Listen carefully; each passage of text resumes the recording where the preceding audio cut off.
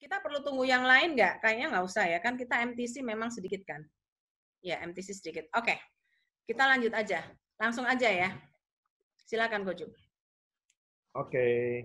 Suara saya apakah cukup didengar, Jelas, teman? Pak. Jelas. Jelas. Oke. Nanti tolong diinfo kalau ada kendala ya. Baik. Oke, terus apakah gambar saya udah kelihatan? Terlihat, Pak, jelas. Oke, good. Ya, oke. Bentar ya. Saya share screen-nya. Eh, belum bisa. Nah, saya pindah itu. Slideshow. Yes. Oke, selamat sore ya. Teman-teman semua, hari ini mungkin pernah saya sharingkan, tapi saya update ya, karena ada peraturan Omnibus Law, terus ada update terbaru banyak peraturan, intern maupun pemerintah ya. Terus yang dulu katanya karena kelasnya gede, nanya juga nggak sempat, yang mudah-mudahan ini bisa two way ya, bisa nanya lebih jelas. Oke, baik. Nah, saya mau sharing catching big fish. Mungkin kita perlu perhatikan dulu adalah untuk dapetin ikan gede itu kita harus tahu lokasinya ada di mana gitu ya. Tentunya jangan mancing di kolam yang dangkal, apalagi di akuarium. Tapi nanti saya tunjukin kadang-kadang di akuarium tuh boleh gitu. Kalau akuariumnya pas ya. Oke. Nah, tentu di laut ya. Dan kalau kita istilahnya mendapatkan ikan ini, kita harus bisa mengendalikan. Itu yang paling susah kan ya. Jadi di laut itu memang mencarinya kadang-kadang nggak ketemu gitu. Jadi di mall yang kaya siapa, kan nggak mungkin kita nongkrong di depannya counternya Hermes gitu ya. Yang keluar terus ditawari, nggak mungkin juga. Gitu. Nah, ini tips saja. Kita bisa menemukan di lokasi-lokasi seperti ini ya. Ini yang apa ya, yang formal ya. Tapi kalau yang nekat, yang bonek ya bisa banyak cara. Misalnya nih ya, kalau yang bonek ya, datang aja ke acara-acara misalnya ada ibadah penghiburan atau kematian di rumah duka. Nah, biasanya pembicaraan di rumah duka itu kalau mau nyenggol soal insurance kan gampang ya. Misalnya carilah keluarganya, terus kemudian ada yang bisa dibantu enggak ya, punya polis enggak. Nah, mungkin istrinya suruh beli, walaupun nggak kenal kalau berani ya, kalau berani. Tapi itu kan nggak mungkin istilahnya bisa diusir gitu ya, lagi duka berduka begitu. Tapi dapetin yang lain mungkin bisa ya. Dari yang hadirin yang lain juga mungkin bisa. Cuman situasinya nggak memungkinkan. Nah, yang saya cerita ini situasinya yang memungkinkan. Misalnya acara yang dihadiri oleh pejabat.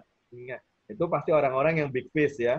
Nah, makanya saya coba bina relationship juga tuh ceritanya kemarin dengan orang-orang yang memang istilahnya punya posisi baik, kebetulan karakter baik, kita juga jangan sampai berteman dengan yang karakter nggak baik. Kenapa? Nanti kalau ternyata ada masalah dengan pejabat tersebut, ketangkep KPK, aliran dananya, terus kemudian mengalir ke polis yang kita jual, kita bisa dipanggil jadi saksi. Wow, itu komisi sama uang yang keluar lumayan tuh nanti ya, bisa tekor tuh ya. Karena kita harus menguasai juga yang namanya anti money laundering. Kita udah diajarin kan. Ya, tentu kita bicara yang baik ya, yang maksudnya yang lurus-lurus saja. Tapi itu salah satu potensi. Yang kedua, acara pengumpulan dana. Yang diundang juga pasti orang-orang yang punya duit ya. Bentuknya macam-macam, apa aja. Misalnya sosial, cari dana, funding, Lions Club, apapun ya, itu orang-orang yang memang hatinya sendiri pengen berbagi. Yang ketiga, bisnis incubator pitching ini banyak startup hari-hari ini ya. Terus investor juga banyak kan.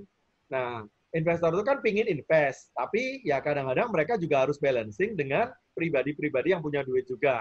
Sehingga mereka istilahnya ya kan uangnya bisa hilang kalau salah invest. Nah, di kita juga kita bisa melindungi juga ya, asetnya nggak susut. Kita udah belajar tentang aset yang susut kan, karena dia punya uang. Dan memang uangnya ini udah lebih nih ceritanya kalau udah begitu dia. Ya, karena mereka mau invest ke startup tuh risknya 10 bisa gagal 9. Jadi mereka benar-benar semi sosial begitu. Walaupun berharap untung, tapi dari 10 mungkin yang untung cuma 1. Nah, ini biasanya orang-orang yang punya hati juga sih. Ya, yang keempat ya acara sosial keagamaan itu juga bisa ya. Kita sering mungkin ngumpul-ngumpul dengan organisasi sosial keagamaan ya memang nggak boleh formal jualan, tapi paling nggak kita hadir itu untuk dikenali kita ini adalah agen ya. Tinggal kesempatan berikut kalau udah ketahuan agen, lain kali dihindari atau dicari. Itu bagaimana membawa dirinya ya. Terakhir, agen properti kelas atas. Apakah properti kemarin mati? Yes ya. Tapi yang kelas atas enggak loh. Ya, yang kelas atas itu yang justru yang masih ada yang belanja ya, yang laku memang yang 1 miliar sampai 2 miliar. Itu yang memang orang butuh untuk dihuni. Dan biasanya duitnya nggak banyak. Ya. Tapi kalau yang istilahnya beli barang murah kemarin, karena banyak properti yang terdiskon 30-40%, ada teman yang beli gedung, harganya cuma 40 miliar katanya ya, wah cuma 40 itu. Nah itu kan mereka juga punya dana, mungkin pakai pinjaman juga, nah itu juga alon ya, kelas kakap yang kita bisa cari lah, ya akuarium yang seperti itu ya. Baik, ini mungkin nanti kalian lebih bisa sharing sendiri lah, pengalaman masing-masing, bahwa itu juga banyak pasti pengalaman ketemu akuarium yang isinya ikan gede itu di mana aja ya. Nah, memang menanganinya khusus. Nah, ini coba ya pengalaman 20 tahun Mbak Suri lihat tuh. Ya, ikan yang gede ini susah nangkepnya, begitu ketangkep juga susah, istilahnya licin banget ya, susah ditanganin, maunya semuanya pelayanannya ekstra, istimewa. Nah, ini sesinya nggak sekarang, nanti tanya langsung sama mentor Anda ya. Tapi ya kita harus bisa handle, kalau nggak handle ya lepas ya. Bahkan kadang-kadang kalau perlu ya kita bisa terima ikan yang loncat ke kolam kita karena ada tetangga sebelah, ya toko sebelah nggak bisa handle, why not? Daripada dia nggak punya sama sekali kan. Nah itu yang perlu kita siapkan juga ya, bagaimana perlu strateginya ya menghandle klien yang sebesar ini. Nah saya akan bahas tentang bagaimana ngetok pintunya. Ya, ngetok pintunya itu dari pintu mana kita masuk ke klien yang besar ya. Definisi business owner itu kan bisa perorangan atau badan usaha ya. Tentu mereka berharap dapat untung, terus kemudian dia biasanya pengambil keputusan ya. Nah kebetulan produk marketing kan luas sekali ya. Selain insurance saya nggak bahas yang lain, tapi walaupun begitu kan ada peluang banyak ya. Ada grup benefit, ada DPLK, ada macam-macam. Nah sebenarnya pintu masuknya banyak ya. Kita masuk ke DPLK dulu, ke individu bisa, dibalik juga bisa ya. Nah yang jelas manusia itu punya kebutuhan khusus ya, kebutuhannya itu secara personal saya nggak bahas karena ini udah ahli semua pasti di sini ya. Retirement planning, terus kemudian disability, ini udah ada produknya semua, udah sering kita jual lah ya istilahnya ke mereka ya. Ilmu kita, education plan, terus income protection, medical protection, udah hari ini kita dicari orang juga MUHC kan. Nah, terus ada yang berharap investment, kita meluruskan ya, nggak akan untung atau nggak akan istilahnya puas dengan hasil investasi karena memang insurance itu proteksi, walaupun mereka masih ada yang mencari investment plan juga gitu ya. Yang terakhir estate planning, itu yang personal. Nah saya bahas yang dari bisnis aja ya. Dari bisnis itu juga ada banyak pintu masuk. Misalnya tentang loss of profit planning, business succession, business disposal, apa ini, makanan apa ini? Oke, saya jelasin ini dari slide ini, saya jelasin bahasa Indonesianya ya, mungkin aplikasinya.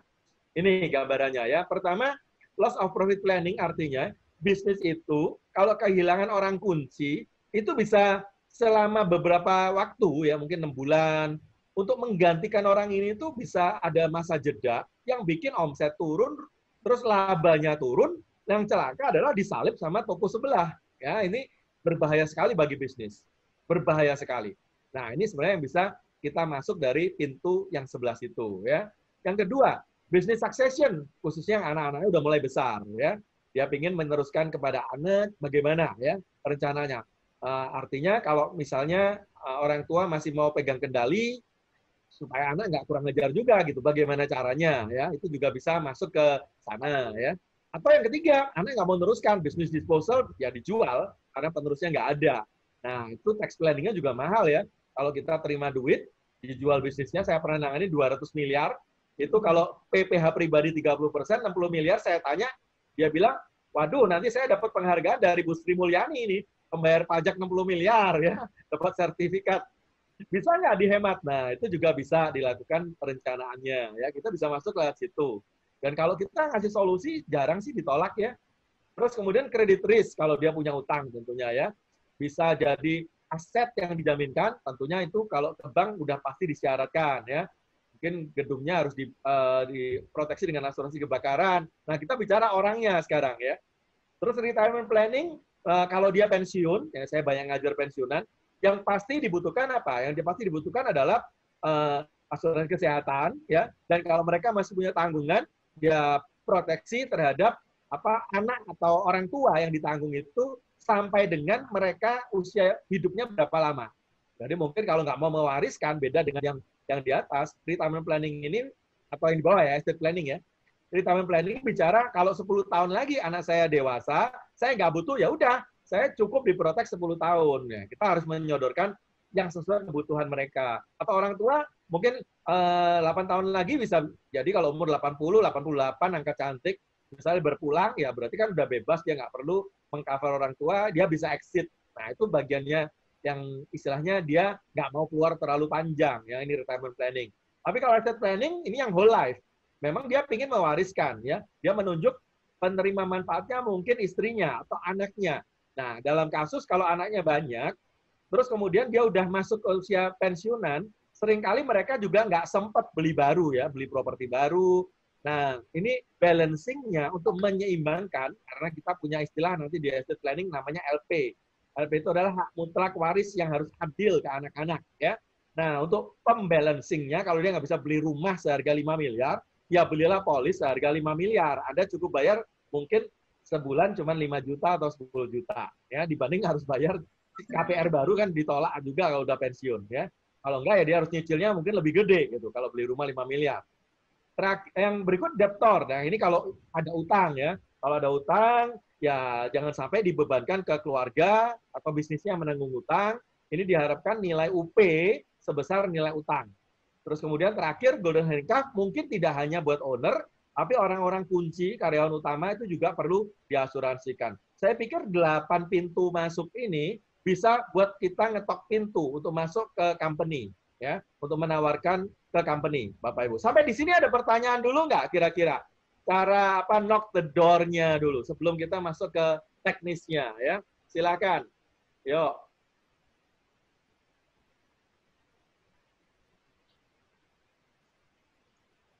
Mungkin sih blank, Pak. Lanjut, Pak. Masih blank. Oke. Soalnya nanti ke depan makin bingung nanti. Kita satu-satu pahamin dulu, ya. Jadi pintu masuknya banyak sekali. Itu yang banyak sekali. Oke, sekarang saya masuk ke definisi ini. Mungkin saya pernah sharing, tapi kita review dikit, refresh. Orang kunci ini penting, ya, yang dibutuhkan di bisnis kita.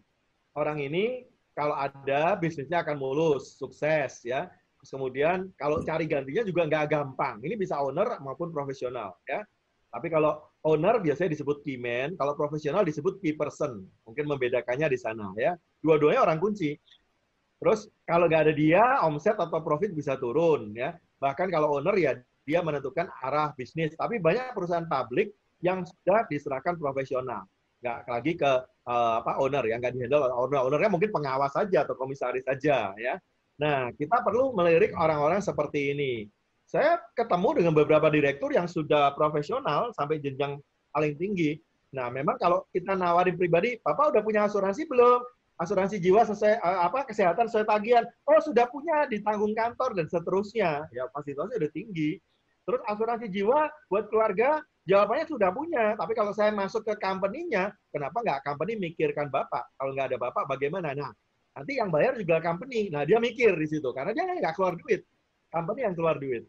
Nah, itu kita bisa menawarkan something yang baru. Begitu. Yang dulunya secara pribadi dia jawabnya semua udah punya. Yang satu ini belum tentu dia punya. Ya, itu yang perlu kita coba. Jadi key person tadi bisa orang yang pemilik maupun karyawan kunci. Ya, oke. Nah, kenapa orang kunci ini penting? Karena orang kunci ini di keluarga, tadi mungkin dia udah punya, ya cukup ya. Tapi di bisnis atau di investment, dia belum tentu loh bisa digantikan oleh yang lain. Nah, ini yang sebenarnya kita tawarkan dua jalur tadi.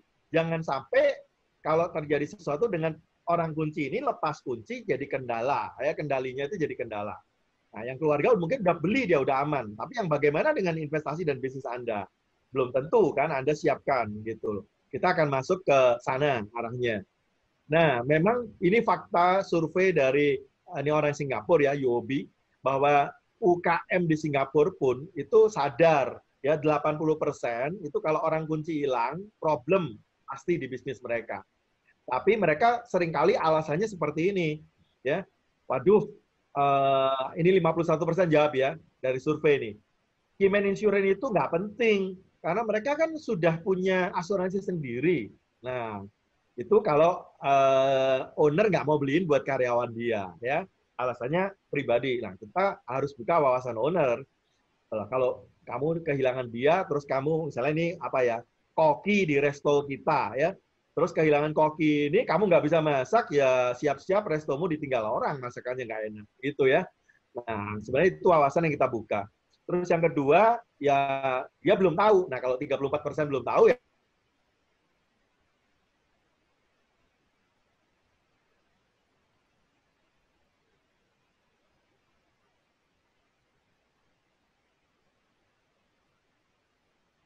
jadi yang 87% mestinya punya duit.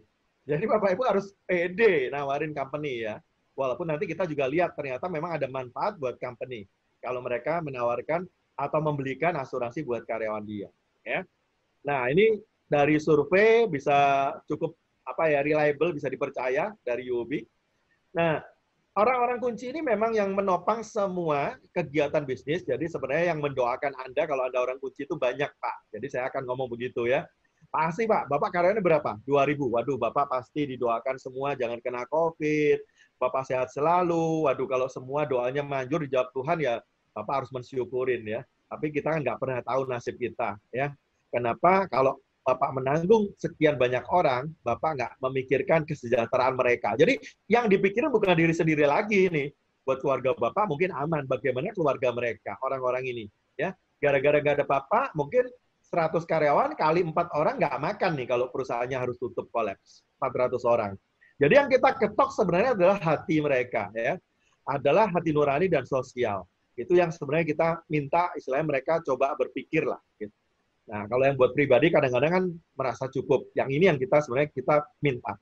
Kenapa? Karena Bapak itu orang yang berjalan di atas tali ini. Kalau sukses lewat, Pak, ya. Bagaimana kalau terserang penyakit kritis, ya? Pasti bisnisnya akan kritis juga. Kalau sakit kritis mati masih mending, ya. Kalau sakit kritis mati paling dapat klaim apa asuransi jiwanya kan. Nah, bahayanya kalau sakit kritis tidak meninggal. Nah, itu lebih gede lagi ongkosnya, Pak, ya. Karena stroke, ongkosnya jalan terus, argo jalan terus, nggak meninggal, klaim jiwanya nggak turun. Nah, itu kan yang harus dipikirkan, Pak, ya. Itu apakah nggak nanti kasihan yang Bapak masih hidup loh, ngelihatnya aja kalau nggak ngelihat mungkin masih tega, atau ya bukan tega ya, apa ya, masih nggak merasa gitu. Tapi kalau Bapak di depan mata, apa nggak nanti Bapak, orang Jawa bilang ngenes gitu ya. Nah, itu sebenarnya hati yang kita minta mereka untuk berpikir, memikirkan itu. Nah, jadi tujuannya apa? Yang kita minta adalah mereka bisa mengganti risiko finansial dari bisnis. Nah, kalaupun memang harus diganti orang baru, paling nggak ada dana. Ya, karena nyari orang baru itu nggak gampang loh, Bu ya. Saya kenal seorang headhunter untuk nyari seorang yang berkualitas. Itu, ini ya, itu ya komisinya. Jadi, satu teman saya diangkat jadi CTO masih muda. Nah, ini salah satu orang kunci juga. Kemarin kita udah tawarin, Bapak dapat gelar baru CTO, ya gajinya naik dong, ya bunyinya miliar kan, nah, ya annual income-nya, ya lifestyle Bapak pasti naik, buat keluarga kurang. Yang kedua, company Bapak tentu butuh Bapak, ya kan. Terus ya ini kebetulan ya jalurnya kebetulan nggak lewat headhunter, andai lewat headhunter, ya berapa sih, ya berapa kira-kira apa komisi yang harus dibayar untuk mencari pengganti? Itu paling sedikit 3 bulan gaji. Jadi bayangin kalau gajinya aja yang orang penting ini 150-200 juta, kalau 3 bulan itu company harus keluar 600 juta. Nah, itu kan sayang kalau harus keluar dari company. Kenapa? Nanti nggak digantikan oleh insurance, punya cash, company-nya punya cash, dan untuk mencari pengganti orang-orang kunci tadi. Itu kalau satu yang hilang. Ya. Kalau dua, kalau tiga. Nah, itu sebenarnya punya dana. Ya. Terus kemudian kalau memang ada rencana suksesi juga meminimalisasi risknya ya bisnis suksesi tadi. Nah, skimnya adalah begini, pemegang polis itu perusahaan ya. Nah, tertanggungnya itu Keyman. Pembayar premi itu perusahaan. Nah, penerima manfaat sebaiknya itu perusahaan. Memang sedikit kendala, nah tahu nanti kita mesti coba ajukan bareng-bareng ya. Sorry, ada yang bicara. Lina, mau nanya? Kenapa? Ada suara masuk atau mau nanya? Bu Lina mau nanya? Pak, tanya Pak saya Pak. Silakan. Itu kan pemegang polisnya perusahaan. Kenapa nggak pemegang polisnya si Kimennya Pak? Kan Kalau ahli pemegang warisnya polisnya keluarga. si Kimen, nanti diambil sama Kimen, terus dia tinggalin perusahaannya, bye-bye, thank you, gitu. Kan meninggal misalnya. Oh, ya ini kalau meninggal, kalau nggak meninggal, Ini kan yang dia digambar pergi. ini kan life insurance. Yes. Kan si penerima manfaatnya kan boleh keluarga. Kenapa pemegang polisnya bukan Kimennya gitu? Oke, nanti saya jelasin ya. Karena yang bayar premi kan perusahaan. Sebaiknya pemegang polisnya perusahaan supaya kontrolnya tetap di perusahaan. Kan yang bayarin perusahaan.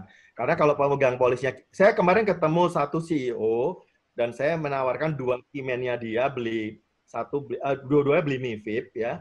Nah, terus saya tanya, itu pemegang polis mau perusahaan atau mau dikasih ke kimen Anda? Nah, dia baik sih, dia bilang, kasih aja. Loh, nanti kalau dia pergi, dia lanjutin sendiri atau ya dia terima sendiri loh. Karena dia bisa terminate, dia bisa ambil tunai, dan seterusnya. Nggak apa-apa.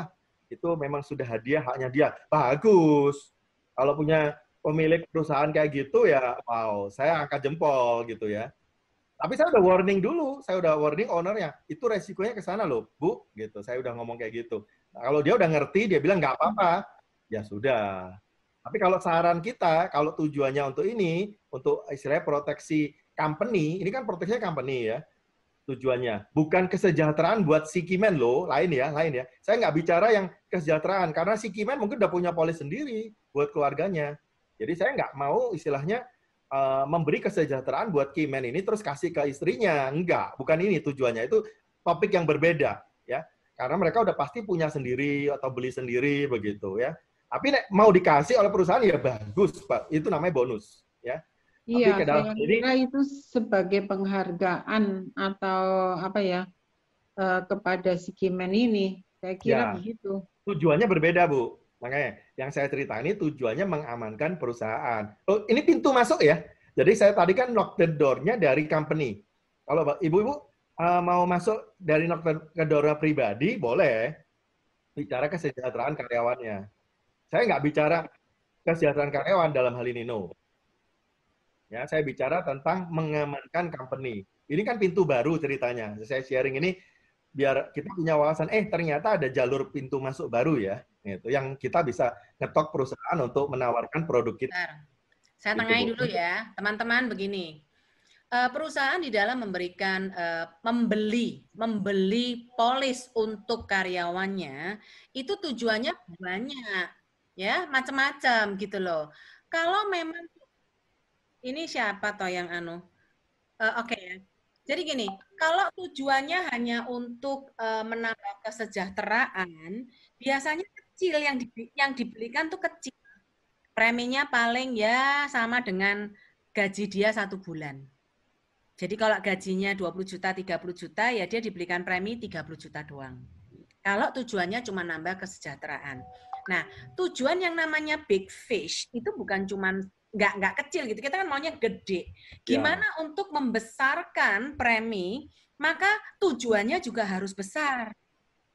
Tujuannya mengamankan company. Jadi company merasa ini adalah CODB, cost of doing business. Aku keluarkan biaya segini karena kenapa? Kimenku ini penting buat aku. Kalau dia mati, repot aku. Atau nanti misalnya untuk hal-hal yang jadi pokoknya orang ini adalah orang kuncinya perusahaan. Baru gede. Nah, karena yang beli perusahaan, pajaknya masuk perusahaan, ya jelas harusnya hasilnya untuk perusahaan ya, hidup maupun mati. Ya, karena memang dia dibelikan untuk dilindungi sebagai orang kuncinya perusahaan. Jadi bedakan dengan kalau Pak, kenapa enggak pemegang polisnya karyawan supaya uangnya masuk ke keluarga kan?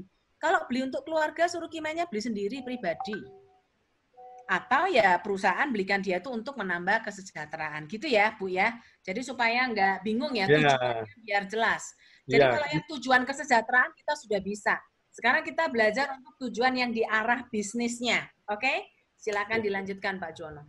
Jadi kalau di gambar yang di layar saya ini ya, yang megang payung itu siapa? Yang megang payung itu si bos. Yang duduk yang dipayungin siapa? Itu keyman-nya. Gitu loh ya. Karena si bos butuh dia, ya udah dia beli payung buat si keyman tadi. Untuk siapa? Untuk kepentingan si bos. Gitu. Cukup jelas ya? Oke. Nah, saya lanjutkan yang penerima manfaat. Yang ini masih dilema di kita ya, pro kontra ya. Nanti coba kita habis ini kalau punya kesempatan kita akan ajukan. Kenapa? Ya so far yang pengertian saya ya, Manulife itu belum setuju kalau penerima manfaatnya itu perusahaan. Ya, atau nanti coba dicek ke legal ya, tolong dikoreksi kalau ternyata udah berubah. Mudah-mudahan sudah berubah. Apakah ada bedanya Pak Jono? Kalau misalnya dari sisi pajak ya, ini Ya, kalau nggak dari misalnya segi tujuan lagi tadi. Tujuannya kan untuk company. Harusnya penerima manfaatnya company. Jangan kasih keluarga. Kecuali tujuannya kesejahteraan keluarga. Ya oke, kalau kesejahteraan keluarga UP-nya 1 miliar cukup. Misalnya gitu. Karena ya buat ibunya, buat istrinya lah ya. Kimen kita, lu suamimu udah kerja sekian lama, ya ini santunan duka 1 miliar. Oh, itu udah keren loh. Tapi kalau buat company, jangan-jangan nggak cukup kalau 1 M. Harusnya mungkin 50 M gitu, UP-nya ya.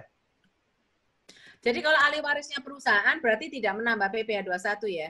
Nanti dulu. Ini tujuan dulu. Oh. Nanti kalau baru kita ngomong pembukuan sama teksnya habis ini ya, satu-satu. Tapi tujuan yang saya bahas sebenarnya UP besar ya, supaya apa? Manfaatnya kalau diterima company itu membantu company kalau ada masalah yang 1, 2, 3 yang di atas tadi loh ya.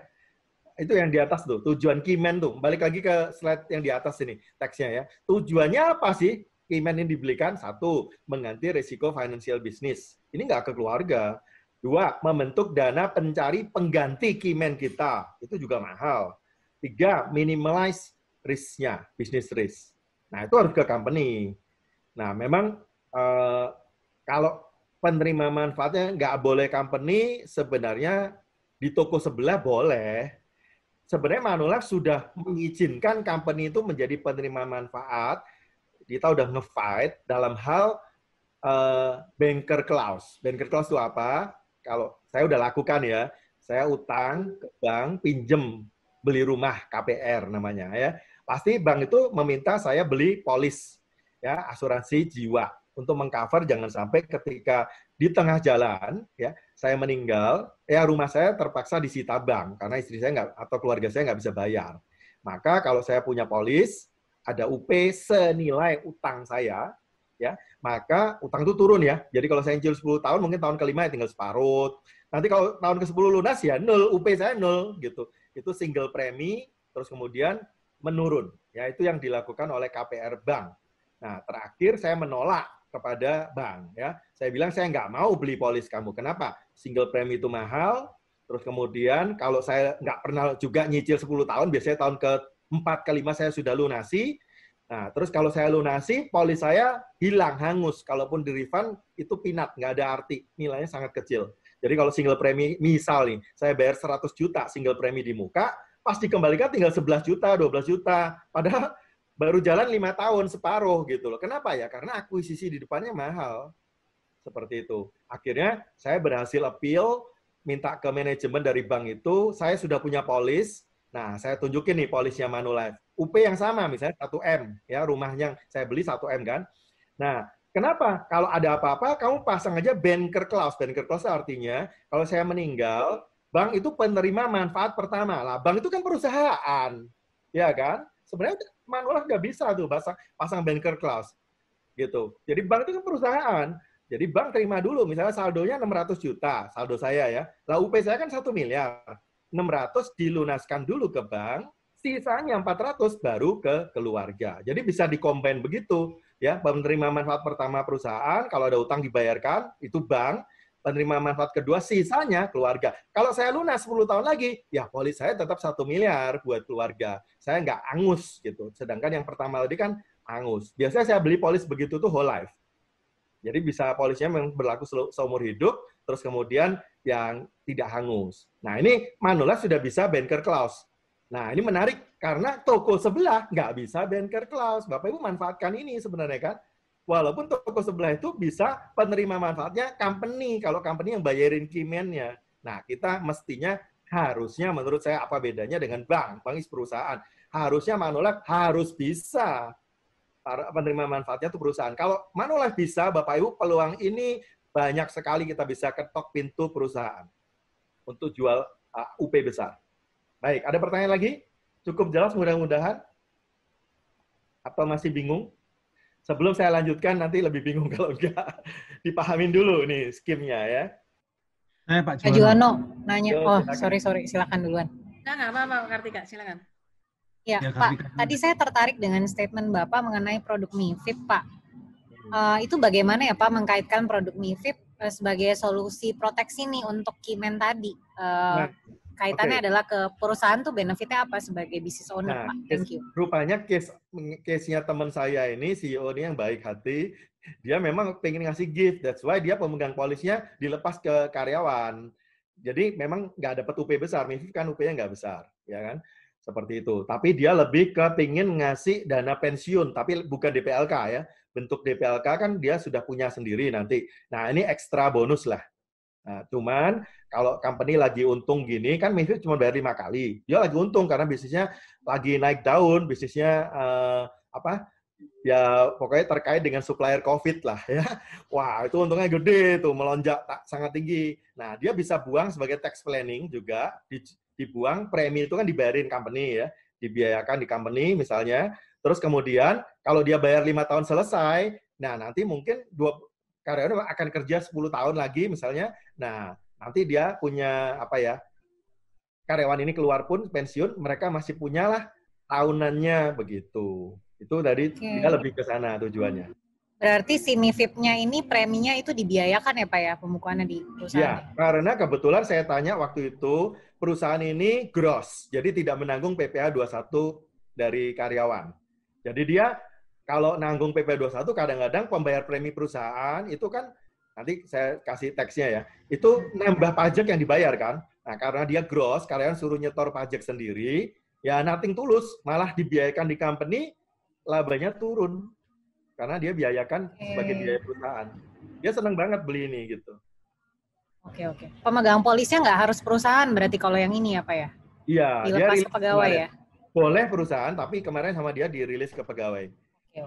Oke, baik Pak. Menantang dia gini, Bu, kalau udah 5 tahun dibayar, terus dia udah lunas nih, berarti kan haknya ke dia full. Terus dia keluar gimana? Saya thank you, nggak apa-apa, itu gift buat dia loh. Ini kan cari bos gini kan susah ya. Iya. Baik. Terima kasih Pak. Ya. Siapa lagi tadi? Pak Juwono, siang Pak Juwono. Oh, wah kamu di ruangan ini? Iya Pak. Kamu mestinya ngajarin dong, KF-nya gimana? Oke, silakan. Iya Bu. Oh, masuk di... Kamu under siapa? Sejak kapan ganti baju? sama Anda Bu. Oh, Bale. Oh, oke. Ya Oke, siapa? Silakan pertanyaan apa? Itu namanya setia sama teman. Oke, terus. Terkait tadi apa tadi sampai lupa saya. Nah, tuh. Banker clause. Aduh. Banker clause. Yes, banker clause. Itu saya pernah ketemu ada satu bank dia nggak mau dan dia harus pakai yang dia kerjasama gitu loh dengan bank itu gitu loh, pakai insurance-nya gitu Pak. Iya. Gimana, Pak? Itu mesti belajar sama saya satu sesi lagi. Oh. Nah, nanti ada role play-nya ya. Saya kasih singkat ya role play-nya. Role play-nya kira-kira kayak gini. Pak, ini nggak bisa jawabannya. Kamu jadi orang banknya deh. Coba kamu jawab saya deh. Pak, saya mau KPR, saya punya polis sendiri nih. Ini fotokopinya saya udah punya UP1M, jadi saya nggak mau beli dari bank. Gimana Pak? Asuransi dari mana Pak? Boleh saya tahu dulu Pak, asuransinya dari mana ini? Ini asuransi Manolite Pak. Manolite bisa banker clause Pak. Kalau yang toko sebelah nggak bisa. Oh, mohon maaf Pak, kalau di kami Bapak harus pakai asuransi yang kita kerjasama dengan bank ini Pak. Dalam hal ini asuransi A. Oke, kenapa Pak? Kok harus pakai asuransi rekanan Bapak? Iya, karena ketentuan banknya seperti itu, Pak. Dari kami Loh, ketentuannya seperti itu, Pak. menurut Bapak, saya beli polis itu untuk kepentingan bank atau untuk kepentingan nasabah? Hmm, Jawab apa Jaminan jadi kredit meja? saya ini apa sih? Jaminan kredit saya ini polis saya atau sertifikat rumah saya? polis, Bang. Jaminannya polis.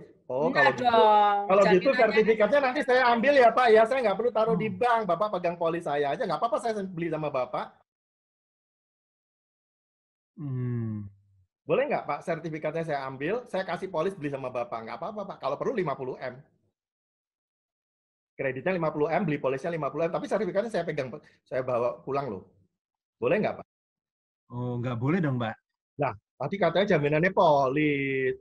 Lah sertifikatnya kan berarti nggak dipakai toh Pak. Ya mending saya bawa pulang lah daripada menemuin deposit boxnya Bapak. Hmm. Iya, iya, iya, iya. Loh, kok iya? Jadi setuju nih Pak. Saya pakai Manulife aja. Oh, ini baru mudeng saya, Pak. Iya, iya, iya, iya, iya. Loh, kok gampang nyerah gitu toh Pak? Bapak dipecat tadi sama atasan Bapak di bank.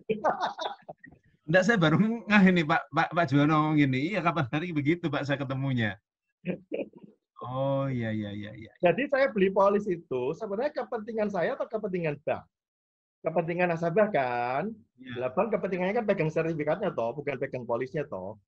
Lah saya sudah punya polis. Lah kalau sudah punya polis kan nggak perlu beli lagi toh Pak sama Bapak. Saya kasih aja polis saya ke Bapak. Yang penting kan nanti bank yang pertama dibayar. Banker clause-nya nomor 1 ya dibayarkan ke bank.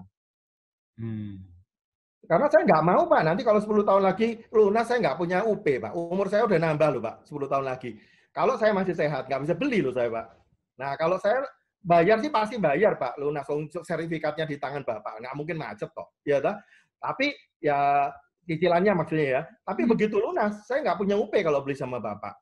Nah 10 tahun lagi kalau sehat, kalau nggak sehat, nggak bisa beli. Terus lebih mahal dong 10 tahun lagi saya beli. Nah, saya mau pakai yang sudah ada ini dan hidup terus, Pak. Kalau punya Bapak nanti 10 tahun lagi game over ya. Kan kepentingannya kepentingan saya. Boleh dong, Pak ya. Diajukan dulu deh, Pak.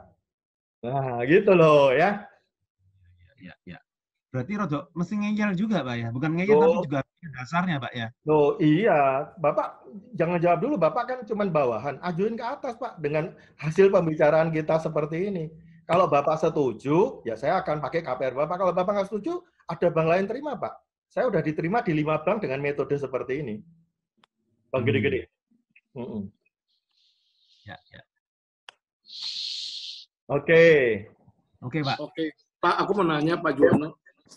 Ya, Oh, jadi jadi biasanya kalau bank itu nggak bisa, berarti kita cari bank lain aja ya? Enggak lah, itu gertak doang lah. Bank kan pengen kita, ya. kalau kita bagus ya pengen kita, Pak. Siap. Dia nyari nasabah bagus susah loh, Pak. Oke, sip. Bapak jelek. Sip. Thank you, Pak. Bapaknya jelek, gajinya jelek. Ya. Iya. Oke. Thank you, Pak, infonya, Pak. Karena dia nggak cari untung dari, ya dia terus terang saya lama di bank kan, dia dapat komisi dari asuransinya. Tapi kan dia nggak cari untung dari situ. Dia kan cari untung dari bunga kita, ya kan, dari provisi. Terus kita harus buka tabungan tiap bulan di debit, dikasih saldo. Kan bank untungnya dari situ, kan dari komisi asuransi yang dibayar. Gitu. Betul, setuju. Oke. Thank you, Pak ya. Thank you, Pak Ju. Thank you, Pak. Yuk, ada tadi yang respon?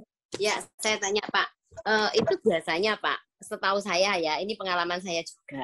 Biasanya itu kalau yang seperti yang Pak Juwono katakan itu apakah biasanya bukan apakah? Biasanya itu kan untuk mungkin customer yang memang mereka punya power di bank. Tapi kalau untuk customer kecil misalnya yang ya KPR-nya cuma 100-an juta atau cuma 1M 2M itu biasanya rada susah ya Pak ya kalau minta exception seperti yang Bapak kemukakan itu. Aku customer 1M, Linda. Saya 1M kok. Saya 1M. Oh, jadi kalau mungkin di atas 1M ke atas sudah bisa ikut exception seperti itu ya Pak ya. Kalau di bawah 1M kelihatannya susah ya Pak ya. Oh, makanya nanti kalau jualan ke polis individu yang buat keluarga, bilang jangan beli UP kecil-kecil. Nanti polis kita ini kalau ibu mau beli rumah lagi atau bapak mau beli rumah lagi, polis ini bisa dipakai. Nanti tak ajari ngomong sama banknya, gitu loh. Oke. Ya, terima kasih Pak Yono. Jadi jangan beli UP cuma 100 juta. Nanggung beli 2M, nanti buat rumah kepake loh ini. Ya. Ya.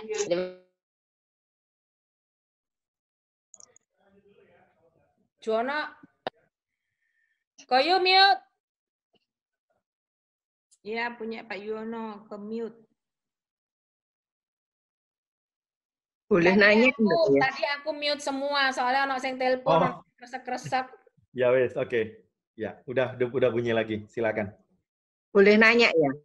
Boleh satu pertanyaan ceban. Ya. Langsung mundur nggak nanya loh. Loh, jadi Pak, gini, jadi berarti kalau seandainya seseorang itu mempunyai pinjaman ke bank, dia akan mau pinjam nih. Saya pernah kejadian seperti yang diceritakan Pak Yuwono tadi.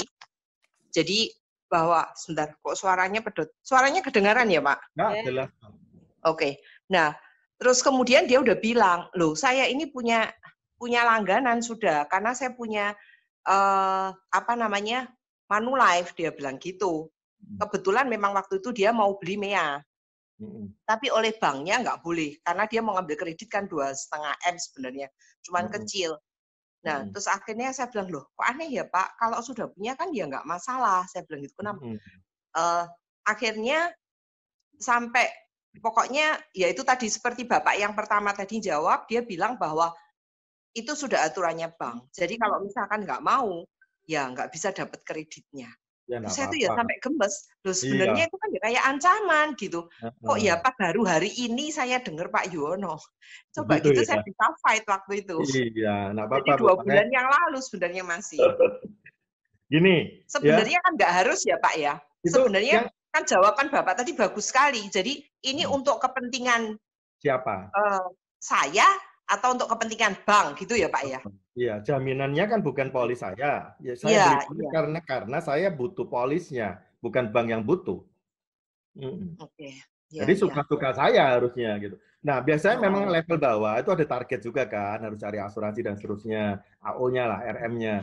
Nah, itu kita bisa ngomong, kamu jangan mutusi, memang saya tahu kamu tidak bisa memutuskan. Bikin memo dulu, nasabah keberatan, naikin ke atas. Seperti itu. Dia pasti jawabnya nggak bisa, memang dia nggak boleh mutusin. Tapi kalau naik ke atas, biasanya bisa. Udah pertimbangan ya, oke. Oke, saya tambahin ya, teman-teman. Kalau orang yang jualan model KPR begini, memang secara standar kayak di paket. Kenapa? Karena bank itu kan fee base ya, fee base income-nya dia tuh kan biaya gitu loh. Jadi kalau dia ada orang yang beli asuransi, dia dapat income, bener nggak? Jadi supaya memudahkan semua CS-nya, jadi dipukul rata harus ada aturan itu. Tetapi kalau sebenarnya penghasilan utama bank itu apa ya? Jualan KPR, utangnya itu, bener nggak? Ini asuransi ini kan hanya cover. Terus bisa nggak nasabah misalnya saya mau beli KPR tapi tidak ada asuransi? Bisa gitu loh. Ya kan? Jadi semuanya by nego. Jadi bukan masalah ngeyel atau enggak, tetapi kalau kita mengerti prinsipnya, jadi mengerti prinsipnya dulu. Bank itu jualannya hutang kan, hutang KPR-nya. Tetapi untuk melindungi kan harus ada asuransinya. Nah, dia kerjasama sama perusahaan asuransi, biar dia dapat income lagi. Dan pinter dia, target ini dibebankan juga ke CS. CS yang merasa targetnya tidak tercapai, ngotot. Sama kan, kita kalau target tidak tercapai apa gak ngotot, nodong, lek iso nggorok. Betul kan? Sama. Cuman sekarang tinggal bagaimana kita negosiasi. Jadi jadi ini bukan maksudnya pasti bisa, enggak. Kuat-kuatan aja. Ya, jadi harus diajukan. Daripada CS-nya diterminasi, ya kan, kalau dia pinter berkelit, ya pasti ujung-ujungnya nggak bisa. Karena itu kan kita tahu, oh dia ngomong nggak bisa, ya sudah jangan kamu yang mutusin. Saya mau nggak bisanya itu dari atasanmu. Nah itu lain. Oke, iya. Karena kenapa? Itu kan permintaan kita ke atasan, dia tidak boleh menolak. Tapi kalau kamu bilang, aku mau pakai asuransiku, akan ditolak sama dia. Udah pasti. Ya, jadi teman-teman yang untuk masalah banker clause ya, Manulife sudah sangat memudahkan karena dirubah total ya.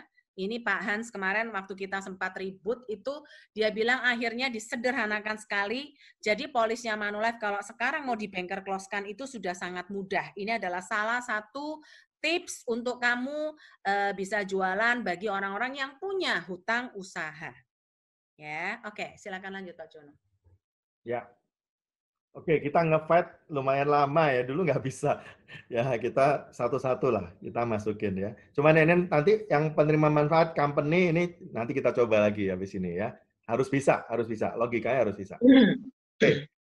Nah, saya lanjutin sekarang ya. Nah, tadi satu-satu ya. Menggantikan nilai itu seberapa gede UP-nya ya. Tadi kalau senilai utang jelas ya. Kalau utang KPR segala. Nah, ini gini. Dari sejak si Kimen itu meninggal dunia, sampai cari pengganti itu berapa lama misalnya dari nomor 3 sampai ke nomor 6 ya, mungkin butuh setahun, mungkin butuh 6 bulan. Nah, sebenarnya itulah uang pertanggungan yang dibutuhkan company ya.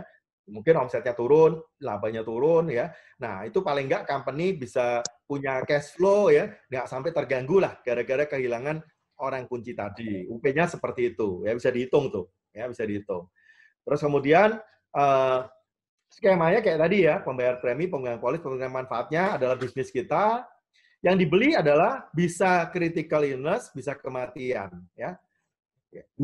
Jadi memang meninggal atau sakit kritis. Walaupun sakit kritis itu sebenarnya kan ya kita nggak wajib ya ngasih. Kemudian mungkin paling digaji cuman 6 bulan. Setelah itu ya sudah kita pasti cari ganti lagi gitu ya.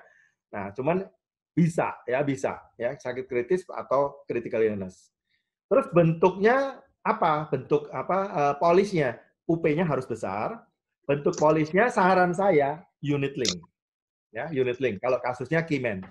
Loh, kok bukan yang Holah Mea tadi nggak cocok tadi kan?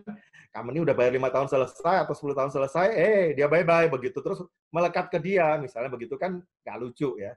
Kalau unit link kan anytime pemegang polisnya itu pembayarnya perusahaan, pemegang polis perusahaan, kalau dia keluar ya kita bisa tarik balik uangnya ke perusahaan ya. Terus kalau dia pensiun 55 atau 56 ya udah selesai juga kan? Itu ada nilai tunai ya sudah. Either kita mau ngasih sebagai gift, ini polis kamu lanjutin gitu. Misalnya begitu ya. Kalau mau bayar sendiri unit linknya kan sama company udah selesai. Ya atau ya company udah selesai, pesangon tetap dibayar ya. Tapi polis ini udah selesai, ya kita bisa withdraw cash-nya gitu. Terus unit link itu yang mahal kan coy-nya kalau udah tua. Nah, kalau 56 mestinya belum mahal gitu. Jadi ini cocoknya unit link. Nah, unit link bisa ditempeli sama CI ya. Jangan beli MCCU, mati kita ya. Jangan ya. Produknya unit link, kalau mau ditambah CI boleh, kalau enggak debt only. Nah, ini bentuknya. Nah, nanti silakan diskusi ya, polis apa yang budgetnya perusahaan masuk. Kira-kira seperti itu. Yang paling murah emission ya. Oke, tapi UP-nya UP gede. Nah, kita punya 4 track sebenarnya, antara owner, tadi karyawan kunci bisa owner juga, atau karyawan kunci yang orang lain profesional namanya golden handcuff, atau karyawan biasa. Ya. Yang kita bicara tentang big fish, itu memang yang sebelah kiri, yang karyawan biasa, kalau mau dikasih fasilitas, itu namanya fasilitas employee benefit. Ya, misalnya kesehatannya cuma level tertentu, atau kalau jiwa kadang jarang dikasih yang karyawan biasa ya. Nah, memang yang tax-nya juga masih murah soalnya kan. Kalau yang kiri ini kan tax-nya udah tinggi. Nah, itu bisa di tax planning. Terus kemudian kalau tax-nya di cover oleh dirinya karyawan sendiri, bukan company yang cover, itu paling enak itu ya. Kita nawari company, justru menghemat tax-nya company. Ya. Tapi kalau company harus bayar tax, memang harus menaikkan budget. Nanti saya tunjukin ya formnya, akhirnya menambah gaji karyawan. Kalau company yang bayar dan menanggung PPh 21. Nah, nanti masing-masing bisa dihitung lah ya. Jadi tujuannya sebenarnya kan seorang company itu seorang karyawan itu kan pencari nafkah ya buat company. Jadi kalau semua yang istilahnya untuk 3M, jadi Kimen itu kan mencari mendapatkan uang, mempertahankan nasabah, mendapatkan omset, mempertahankan omset sama menagih. Nah, tiga-tiganya ini kalau ada biaya buat karyawan tersebut yang dikeluarkan oleh perusahaan itu boleh dibiayakan di perusahaan. Nah, itu peraturannya ada ya. Nah, soal pajak sekarang saya bahas ya. Ini mulai masuk ke soal pajak ya. Oke. Ini owner misalnya punya PT macam-macam. Masing-masing owner misalnya udah nggak terjun langsung ya. Masing-masing profesional. Ada perusahaan A, B, C, D. Nah, Yang di cover ya 4 karyawan kunci ya masing-masing ya. Siapa keyman di A, siapa leadernya ya, siapa keyman di B, si C, si D. Yang bawah tadi mungkin masih kecil nggak perlu. Bentuknya apa? Bentuknya macam-macam. Ada perusahaan yang memberikan opsi saham namanya ESOP, Employee Stock Option, ada ya. Kalau udah go public apalagi ya. Ada yang bentuknya profit sharing bagi hasil, ada. Apakah dua ini efektif? Dibilang ya, memang ya. Kalau udah public company itu berasa banget. Karena saham yang diberikan nanti kalau suatu hari dijual itu juga pajaknya rendah, terus kemudian dia merasa memiliki company. Kalau bagi hasil, so far nih ya, yang bagi hasil nggak panjang. Biasanya kadang-kadang ada kejadian-kejadian yang dia tetap bisa lari ya, ngikatnya kurang kuat gitulah ya. Kalau bagi hasil. DPLK, nah kalau DPLK nanti yang baru nih yang akan buka PPOKP lagi itu strong, kuat karena company yang pegang kendali. Kalau PPIP ya kemarin memang ada weakness karena sudah atas nama karyawan ya. Asuransi, nah tadi tergantung tadi ya, kita udah bicara asuransi Kimen tadi ya. Terus ada fasilitas lain, misalnya kendaraan COP, kamu kerja 5 tahun, company yang nyicil, ya atas namanya masih company, begitu 5 tahun kendaraan punyamu, seperti itu buat nahan kan supaya dia nggak keluar 5 tahun. Kalau tahun keempat dia keluar, dibujuk sama tetangga sebelah, ya sorry, karena mobilmu dikembalikan ke perusahaan dong, kamu belum berhak untuk menikmati program COP, Car Ownership Program. Nah, waktu nyicil, company yang nyicil dibiayakan juga di company. Sebenarnya ini fasilitas mengikat, tapi bagi company bagus. Semua ini bagus ya. Ada bondingnya, tapi juga ada tax planning buat company. Nah, ini penawarannya banyak. Nah, kita bahas baru asuransi ya. Saya belum bahas yang lain. Di part ini hari ini saya bahas asuransi, insurance approach. Jadi kalau insurance approach, pertanyaan begini. Ini mungkin masuk ke teknis ya. Apakah perusahaan bisa melakukan tax deduction ya, pengurangan ya atas premi asuransi yang dibayar oleh perusahaan ketika membelikan untuk keyman-nya? Oke. Jawabannya ada yang bisa jawab, silakan. Kalau ada yang bisa jawab. Ada yang bisa jawab, nanti mungkin dikasih poin gitu, dikasih hadiahnya tepuk tangan. Nggak ada GoPay di sini soalnya. Ada yang bisa jawab, silakan. Boleh nggak kira-kira? Boleh saja, Pak. Asal, boleh, Pak. Iya, asal ya. Boleh ya. Direksinya bersedia mengizinkan gitu. Syaratnya apa? Nah, itu yang perlu kita lihat ya. Ya, syaratnya tapi menambah PPh pasal 21 karyawan. Nah, itu yang mesti dipertimbangkan ya. Jadi perusahaan yang cocok ya, yang membayar gajinya itu gross. Jadi PPh 21 karyawan bayar sendiri. Itu cocok. Dan apa ya? Penawaran kita kayak tadi itu jarang ditolak ya, karena ini menguntungkan perusahaan. Dibiayakan, terus kemudian akhirnya PPh badannya turun karena labanya turun kan. Nah, terus perusahaan punya manfaat juga ya. Kalau ada kehilangan keyman ini kan nanti baliknya ke company kan untuk retain ya. Nah, soal pajaknya nambah ya silakan karyawan lapor sendiri begitulah. Nah, tinggal nanti bagaimana negosiasi apakah penerimanya mau di-share sama keluarga. Kan boleh tadi ya kayak bank tadi kan. Bank dibayar dulu atau 50% ke bank atau ke company, 50% ke keluarga. Kan penerimaan manfaat itu boleh percentage. Anak 3 boleh bagi 3 kan begitu kan. Itu soal negosiasinya terserah ya. Tapi ini nah, kalau PPh 21 ditanggung PT, nah karena gaji keyman itu udah gede, mungkin 500 juta lebih, jadi udah kena bracket 30%. Nah, gimana solusinya kalau tetap company mau bayarin premi dari keyman tadi? Nah, ini solusinya, jalan keluarnya. Sebaiknya premi tadi dicatat, jangan disebut pembayaran asuransi, jangan ya, yang dibayar oleh perusahaan, tapi dicatat sebagai kenikmatan natura, itu boleh ya.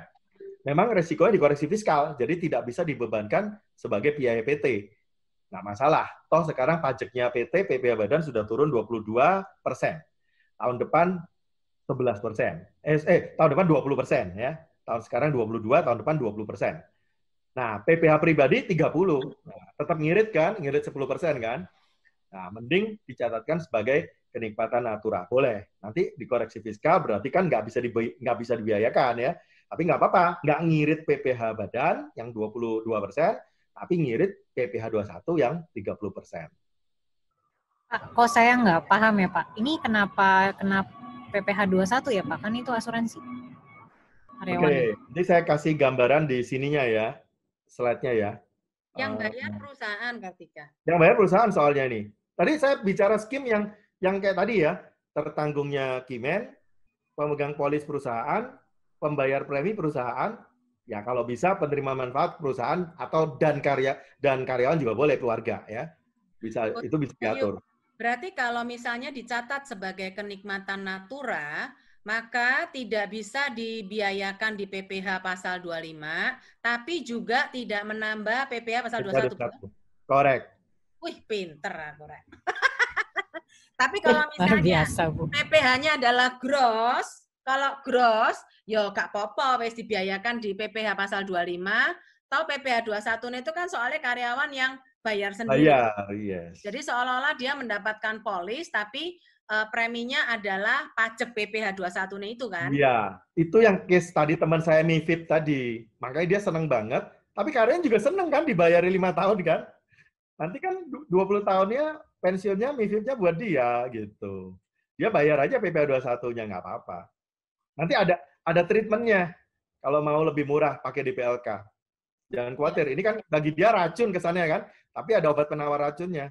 Kalau nggak mau menjawab Kartika tadi, kalau kita tidak mencatat sebagai kenikmatan natura, padahal ini kan polis dibayarin sama perusahaan.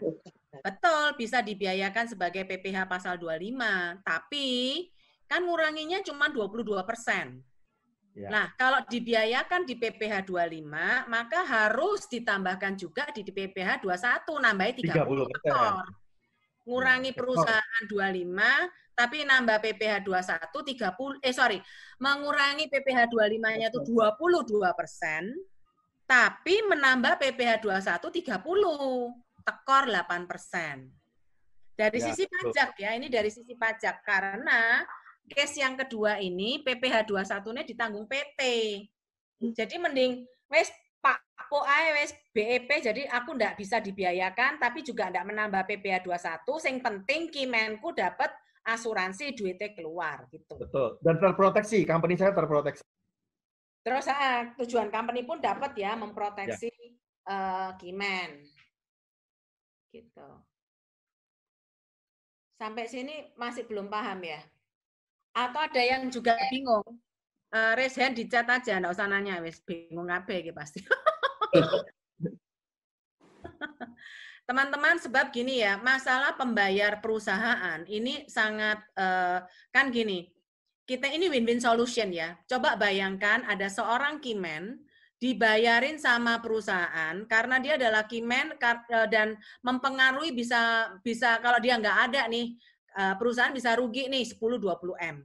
Jadi dia dibeli UP 20 miliar nih, ya kan? Dibelikan polis 20 miliar. Oke, preminya berapa? Mungkin kayak klienku ya, preminya 500 juta gitu kan. Nah, kalau preminya 500 juta dibiayakan di PPh pasal 25, maka ngirit sih 22% kan, jadi kan profitnya turun. Tetapi 500 juta ini ditambahkan sebagai income karena menambah kesejahteraan karyawan. Kena pajak PPh 21 30%. Nah, semua pajak ditanggung sama company, rugi. Tapi kalau misalnya 500 juta ini kan sudah beli nih buat Kimennya. Terus tak tulis kenikmatan natura. Maka nggak bisa tak biayakan di koreksi fiskal kan? Nggak apa-apa, nggak bisa tak biayakan, tapi juga nggak nambah di PPh 21 yang 30% itu. Jadi, perusahaan tidak rugi apa-apa, Kimennya sudah dibeliin, agentnya senang, dapat 500 juta, gitu maksudnya. Nih, tak kasih gambaran di Fama 1 ya, mungkin dengan gambar ini kelihatan ya. Contoh nih, gaji Kimennya 500 juta, terus dibelikan premi tadi yang PPh 20 miliar ya.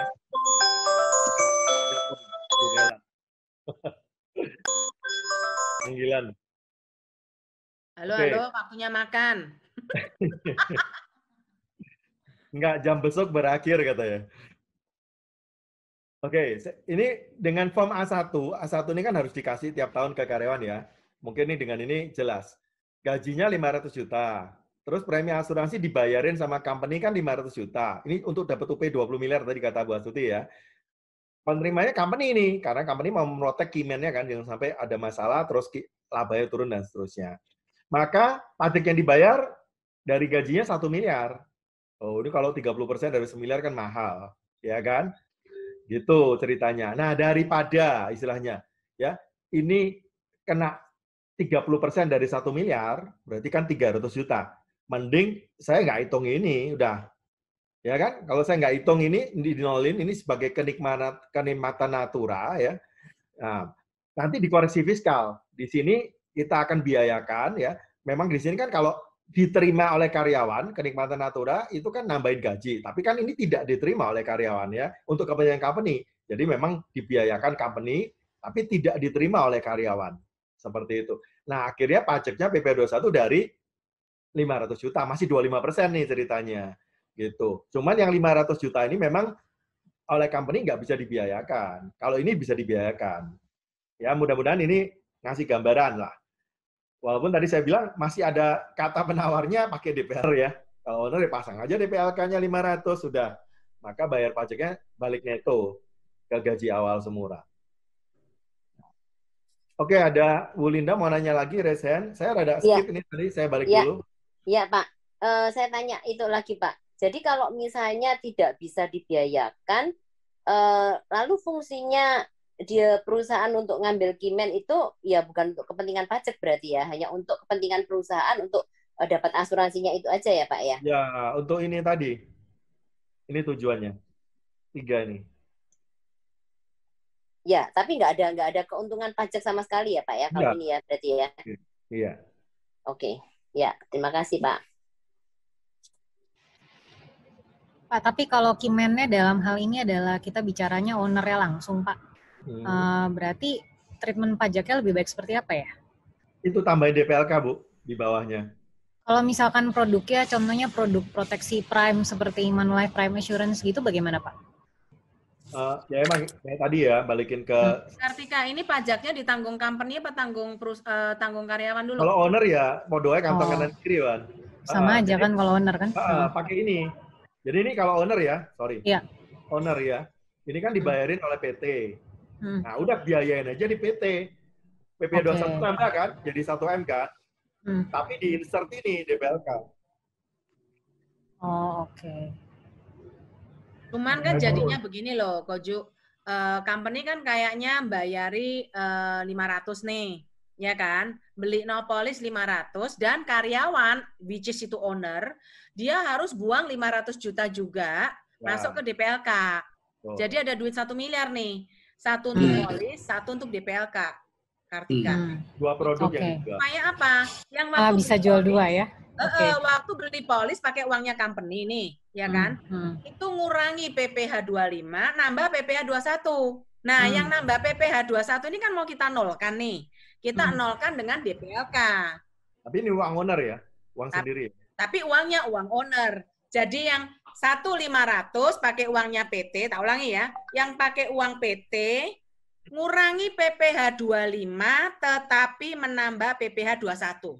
Nah, menambah PPh 21 ini kita mau ilangin nih. Caranya gimana? Pakai uang owner.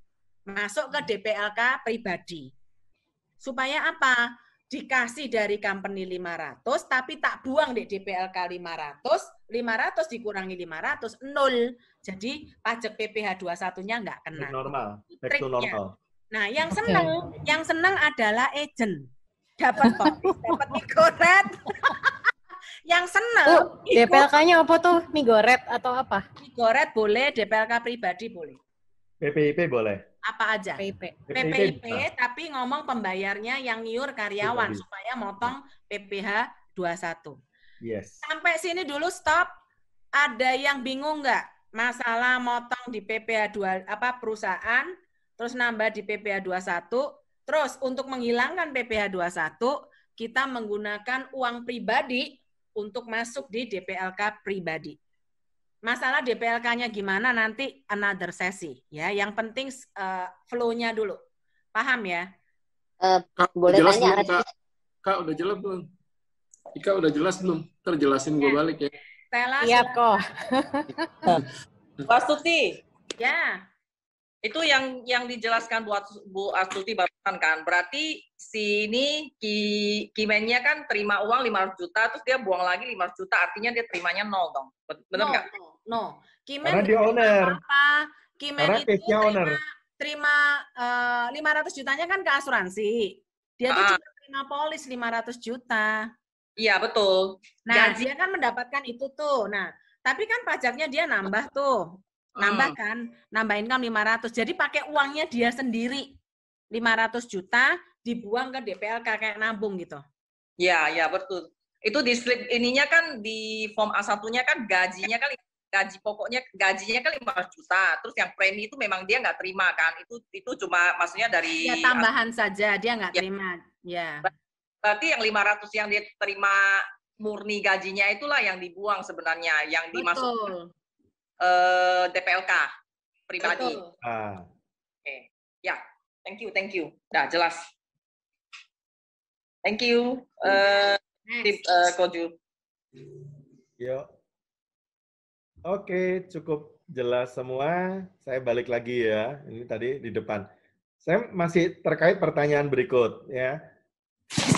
Jadi produk asuransi apa yang paling relevan buat Kimen ya? Tadi saya sudah jelasin ya. Unit-link UP-nya besar, kalau mau dikasih rider sakit kritis boleh, karena pemegang polisnya kan PT. Ya. Jadi kalau Kimen resign, dananya bisa balik ke PT, itu alasannya. Kalau yang kesehatannya, jangan ditempel, kalau bisa pakai kumpulan aja. Karena peserta kan kalau dia keluar bisa diganti. Ya. Jadi kita bisa jual produk IG. GLH. Ya.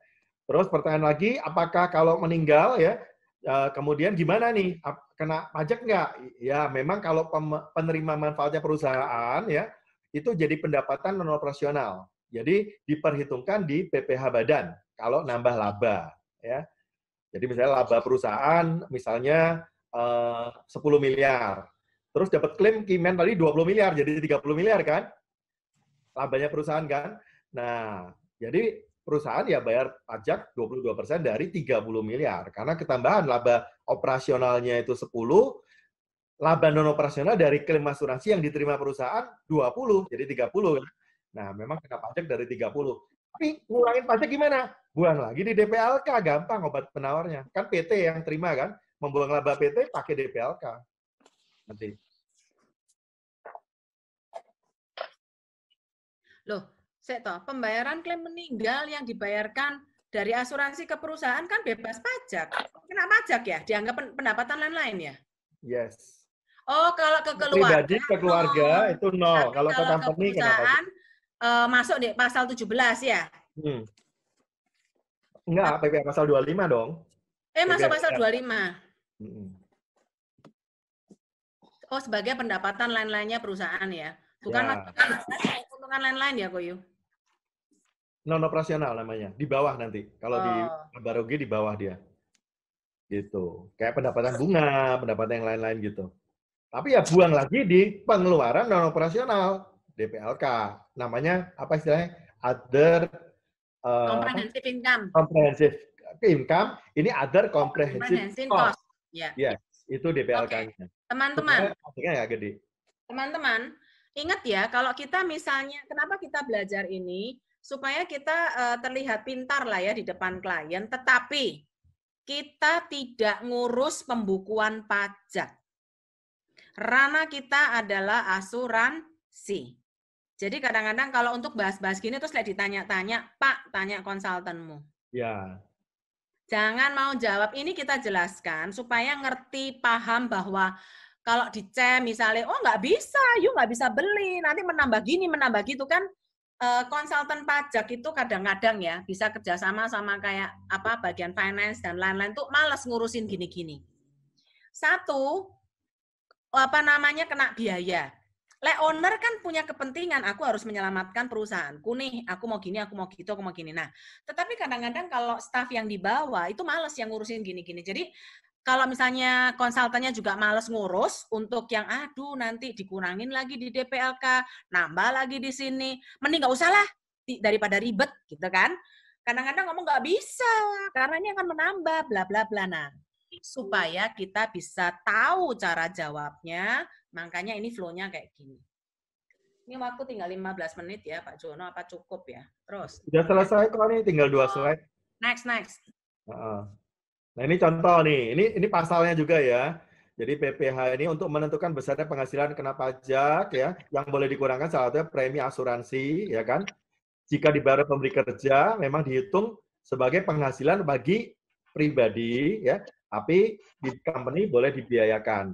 Nah, yang membedakan di Omnibus Law, yang dwiguna ini sudah nggak ada, ya, ini aja yang dicoret. Nanti kalau asuransi yang kayak deposito itu kena pajak, sekarang kan masih free, nah, ya, ini bakal nggak boleh. Nah, kita bicara kan jiwa tadi kan, kritis dan jiwa. Klaim kan, kalau klaim sebenarnya nggak ada pajak kalau ke pribadi ya. Tapi kalau ke company ya kayak tadi yang saya ceritain. Nah ini contoh nih, simulasi. Misalnya UP 50 miliar, preminya 500 juta ya. Premi dibayarkan oleh perusahaan kan bisa mengurangi ya.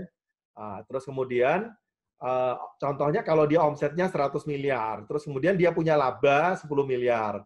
Gaji Kimen 500 juta, labanya kan 9,5 miliar ya. Terus bayar pajak 22% sekarang, tahun depan 20, itu 2 miliar. Dia harus nyicil tiap bulan kan 174. Nah, sekarang kalau dia bayarin preminya perusahaan, ini lagi-lagi kalau gross ya. Gross itu artinya PPh 21 karyawan yang nanggung sendiri. Nah, maka dia akan dipotong lagi 500 juta, sehingga labanya turun ke 9 miliar, ini boleh dibiayakan di perusahaan. Nah, terus cicilannya juga akan lebih rendah. Dia bisa hemat 110 juta.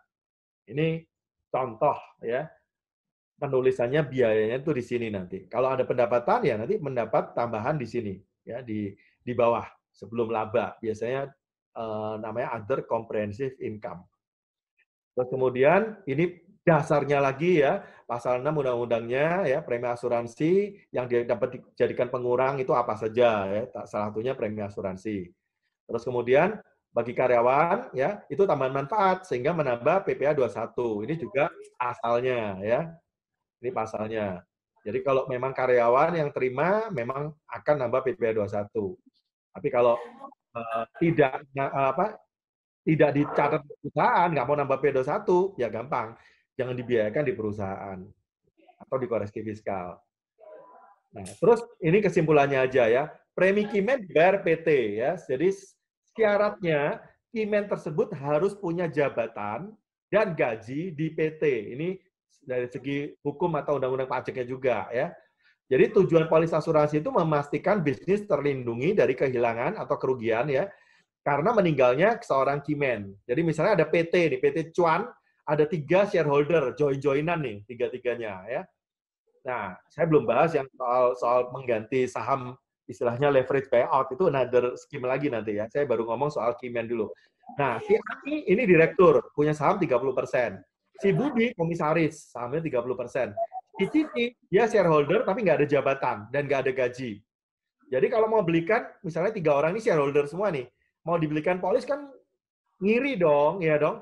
Ani dibeliin, Budi dibeliin, si Cici gua kok nggak dibeliin sih? Nah, kalau Cici dibeliin, nggak bisa dibiayain karena dia tidak punya jabatan. Ya kita harus paham juga ya, nggak bisa jadikan biaya kalau untuk Cici. Jadi kalau enggak ya Cici dikasih jabatan aja di perusahaan gitu.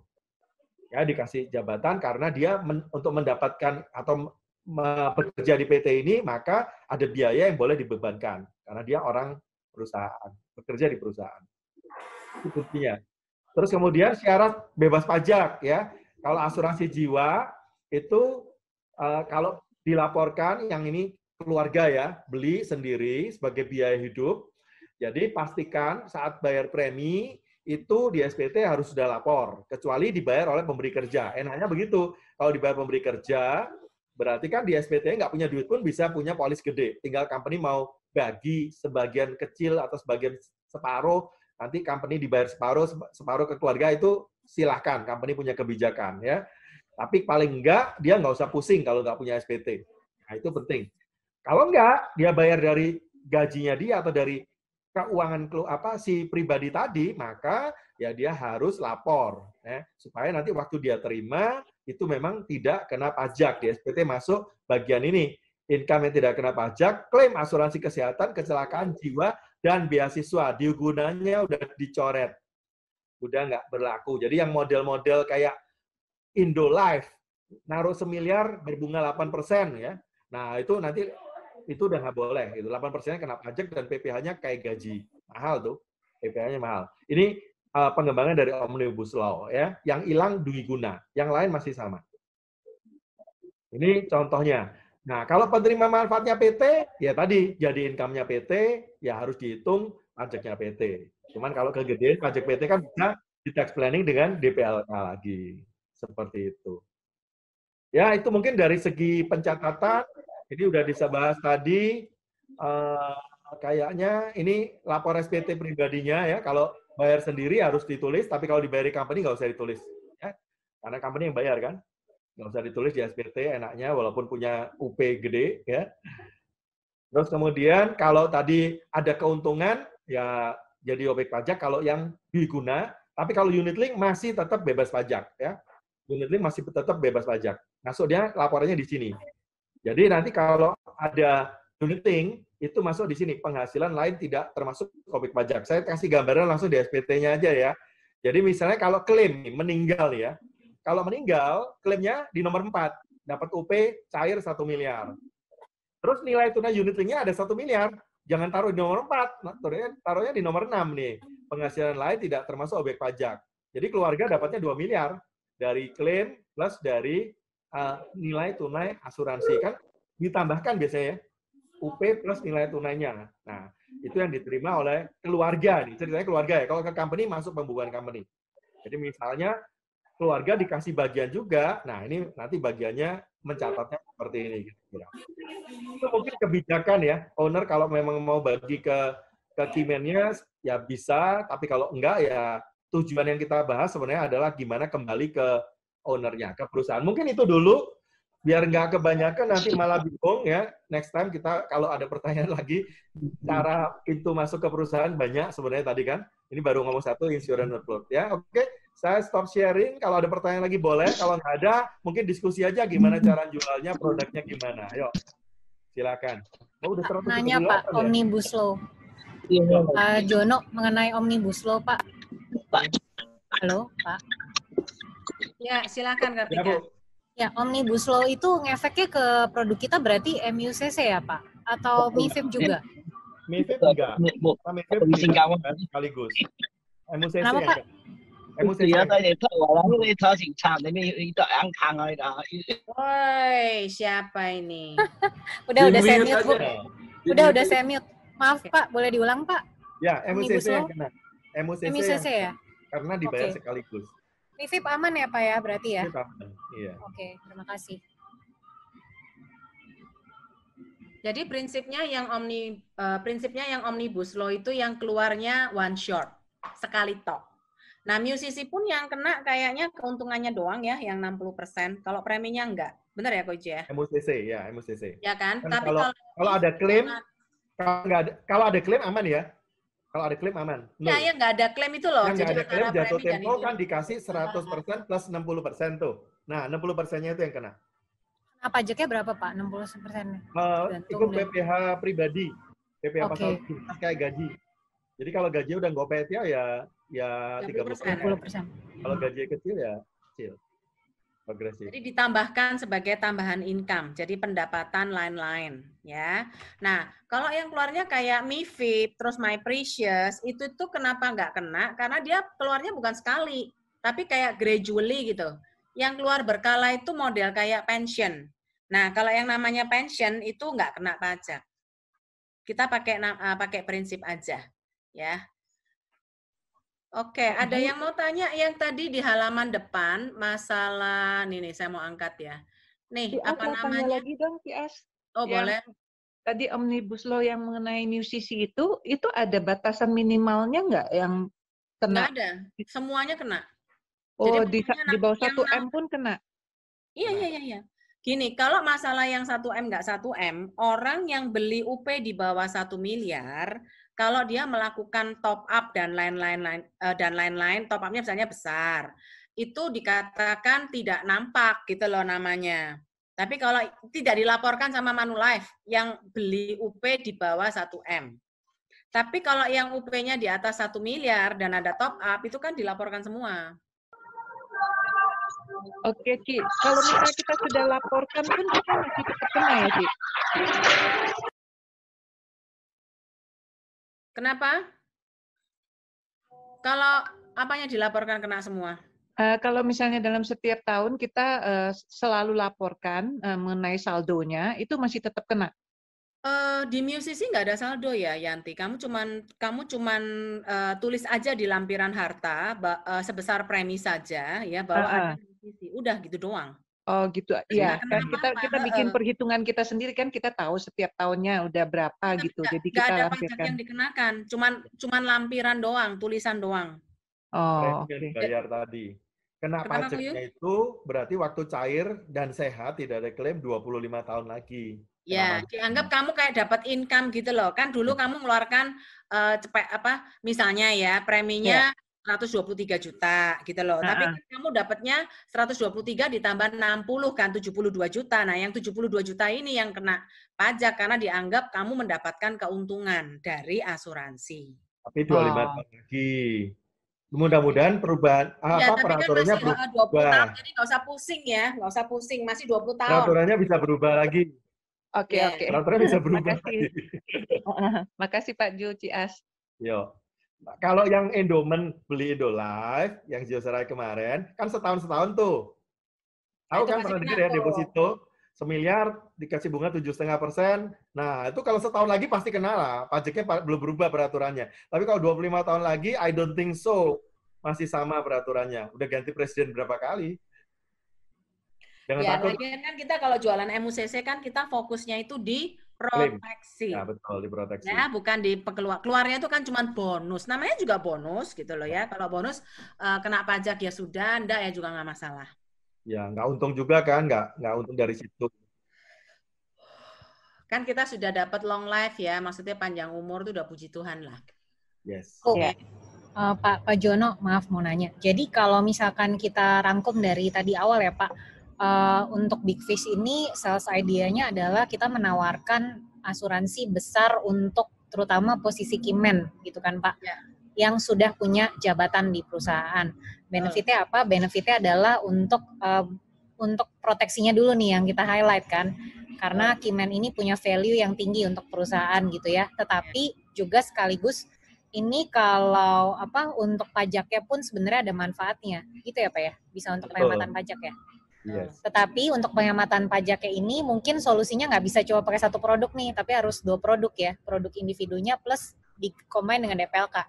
Gitu kan Pak? Ya, jadi tergantung dari owner. Ya. Oke, kalau owner. Kalau nggak mau 2 produk, kalau nggak mau 2 produk, underlying-nya aja diganti. Maksudnya underlying? Iya tuh. Kan biayanya itu loh, kenikmatan natural itu loh. Ya, nggak dibiayakan. Nggak dibiayakan aja. Jadi ya, perusahaan nggak bisa membiayakan, tapi PPh 21-nya juga tidak kena, gitulah istilahnya begitu. Karena sebenarnya kalau dibiayakan oleh perusahaan, terus si Kimennya ini bukan owner, itu Kimennya malah kebebanan pajak kan Pak? Iya. Sih? Oke. Kalau pajaknya dibayar sendiri, tapi kalau pajaknya dibayar sendiri kan? Perusahaan ya nggak ada beban. Oke, siap. Oke, noted Bu. Ya. Terus selain Kimen, bisa juga untuk para pemegang polis. Itu bisa nggak ya Koyo? Pemegang polis? Pemegang saham. Pemegang saham, partner. Nah, itu story-nya rada beda. Tapi story itu bisa dipakai ke pemegang saham, misalnya kalau yang partneran, join-joinan. Ini pengembangan ya, pengembangan. Jadi kalau join-joinan, asal punya jabatan ya. Kalau cuma punya saham, nggak ada jabatan, nggak boleh dibiayakan, nggak bisa dibayarin company. Itu tadi prinsip gitu ya. Tapi kalau tiga-tiganya misalnya 3 orang join, 1 pegang marketing, 1 pegang operation, 1 pegang pembukuan, kadang-kadang gitu kan. Sahamnya mirip-mirip lah ya, sepertiga semua. Nah, kalau salah satu nggak ada, itu kan jangan-jangan istilahnya yang 2 ini nggak bisa nanganin. Misalnya marketingnya itu kan, apalagi orang marketing kan ujung tombak. Nah, itu kan berbahaya. Nah, ini kan dibelikan ceritanya ya. Itu udah beres ya untuk memprotek company, gantiin omset, gantiin kerugian, ya itu udah dapat lah ya tujuannya. Nah, sekarang kita tujuan yang 2 yang lain. Mungkin kalau orang accounting yang hilang kan nggak nggak menghasilkan buat perusahaan gitu kan, nggak terlalu penting lah, nggak sesignifikan orang marketing yang hilang gitu. Tapi kalau orang finance ini hilang, terus sebagai shareholder, siapa yang meneruskan? Kan istri mungkin ya. Nah, istrinya minta gaji yang sama dikasih nggak kira-kira? Suaminya jago accounting gitu ya, jago pembukuan pajak semua. Terus istrinya ibu rumah tangga. Saya kan ahli warisnya, jadi saya pemegang saham dan saya mau digaji yang sama. Kira-kira kalau ibu jadi dua partnernya A sama B, si C meninggal, istrinya C mau masuk, dikasih nggak Bu gaji yang sama? Boleh dijawab Bu? Kasih Pak. Kasih. Ibu baik banget. Enggak ya, harusnya nggak dikasih ya. Salah. Soalnya kan kemampuannya beda dong. Kemampuannya beda, ibu rumah tangga cuma bisa masak. Suaminya pinter kantor perusahaan, ibunya pinter kantor kue. Bisa tax planning, hubungan sama bank, cari pinjaman, pokoknya jago lah di keuangannya. Lah istrinya cuma bisa masak, masa minta gaji 200 juta dikasih enggak? Kan saya sebagai istrinya pada hal ini. Oh, gitu. Kebetulan posisinya salah nanya ya. Harus tanya ke yang laki ya. Jadi itu yang terjadi. Nah, akhirnya kalau istrinya bisa marah. Kalau gitu saya keluar aja deh. Tolong dibayar saham suami saya. Nah, yang dua bingung dong si A sama B. Gimana cara bayarnya? Kan kita nggak punya duit. Ini ceritanya yang meninggal kan bukan A ya, yang marketing ya. Si C ya. Si C yang keuangan. Kita nggak punya duit. Nah, itu si C ini kan key man juga walaupun nggak penghasil. Tadi ya, nggak seperti si A yang menghasilkan income yang bisa bikin laba perusahaan. Tapi kalau sampai si C ini hilang, terus diminta diduitin, nah itu sering terjadi namanya LBO, leverage buyout. Leverage buyout itu gini, yuk kita pinjem bank yuk buat bayarin si C. Nah itu problem company muncul di situ. Kadang-kadang pinjaman itu bikin company collapse. Nggak boleh. Kenapa nggak? Mending ya si A tadi udah diprotek, ya udah si B sama si C diprotek lagi, ya. Tapi begitu si C tadi meninggal, ya, itu kan penerima manfaatnya company kan, premi dibayar company kan. Premi, misalnya sama-sama 50M nih, rata A 50M, B 50M, C 50M. Company punya 50M waktu C meninggal. Nah, 50M ini dibayarkan ke istrinya C. Ya udah nih saham suamimu ya kamu bisa hidup dari sini, nggak apa-apa. Jadi shareholder-nya tinggal A sama B, itu jauh lebih aman. Dibanding si ibu tiap hari datang ke kantor ngerecokin, kan begitu kan? Idenya begitu. Oke, Pak. Pak, kalau misalkan nih ada calon nasabah ya, katakanlah dia dari segi proteksi itu semuanya udah lengkap untuk individu gitu kan, berarti kan kita approach-nya dari segi company. Balik lagi kita mau menawarkan proteksi dia sebagai key man. Nah ini berarti produknya yang ditawarkan yang cocok adalah unit link gitu Pak? Unit link kenapa? Supaya pemegang polisnya company bisa narik balik kalau, ini ngomong karyawan ya khususnya ya. Kalau dia keluar. Tapi kalau owner sih terserah, mau ya boleh, nggak apa-apa. Apalagi buat merotek tadi yang sahamnya kalau dia meninggal, jangan sampai kita ngutang, kita bayarin dari klaimnya ke keluarganya, dan dia ya udah dibeli lah sahamnya berarti kan ya. Nah itu mau pakai yang tradisional MEA 5 kali bayar ya boleh, nggak apa-apa. Apalagi kalau company pas untungnya tinggi, ya dibiayain aja dulu kan sekarang. Ya, ada lagi yang mau tanya? Atau bingung? Kalau bingung tanya dari depan gitu maksudnya? Yang harus unit link itu kalau karyawan ya, bukan owner, harus unit link. Pak Ju mau tanya. Kalau misalnya tadi kita tawarkan produk MEA, itu berarti approach-nya seperti biasa dong ya, kita jual ke pribadi gitu. Cara sama, masuknya. Cuma tujuannya keyman gitu aja, yang beliin perusahaan gitu Yanti. Oke. Boleh tanya Pak, kalau misalnya tadi kan untuk direktur, misalnya ada 3 direktur ya kan, itu kan masing-masing dibeliin UP. Nah tapi kalau misalnya ternyata salah satu direktur ini nggak mungkin masuk asuransi karena udah ada sakit, itu biasanya dikasih apa ya Pak Yu? Produknya? Dikasih ucapan selamat.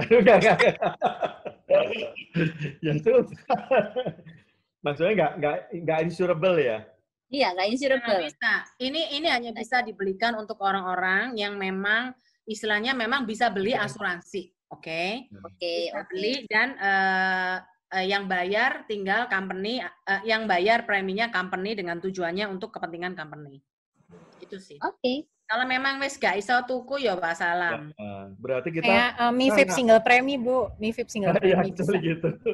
Single premi.